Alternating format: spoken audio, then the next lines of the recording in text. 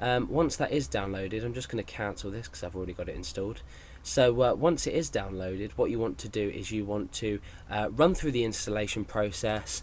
Hopefully you won't get any errors. If you do get any errors, go onto XAMPP and see if you can find any support. Follow the instructions for installation, and once you've installed, we're going to get to the point that I'm going to talk to you now in the video. So if you'd like to pause the video or close whatever, install XAMPP, and we're going to go ahead and test everything. Okay, so hopefully now you have XAMPP installed. I haven't talked to you about what we're going to do next, but what we're actually going to do is we're going to open up something called the XAMPP control panel application. Now or the XAMPP control panel. Now what this is it's a control panel for your services that are included with XAMPP. I'm not sure what version of XAMPP I'm running at the moment, but it is a slightly older version, so depending on when you've completed the installation, this video was recorded 2011, so depending on when you're viewing this video, your control panel may look a bit different, but nevertheless control panel is available from your programs menu within Windows. So open this up, and what you want to do is you want to make sure Apache and MySQL are running. For most cases you're going to be using, well, for all cases you're going to be using Apache, but for some tutorials and for database usage you're going to be using MySQL. So make sure these two are running. If they're not running, they'll look something like this.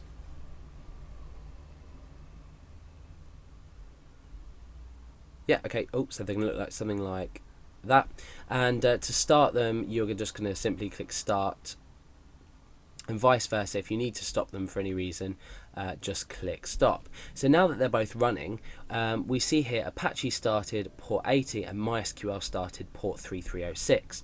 Now to access Apache and the files that you're going to be creating in PHP, this is pretty simple. With MySQL you're going to be using a web application called PHP admin, and this is bundled with XAMPP. Now MySQL, for a starter, is a database system. You may have heard of it. If you haven't already heard of it, go to Google, read up about it, see what it's about. You don't need to download it because obviously what we can see here is bundled with XAMPP already.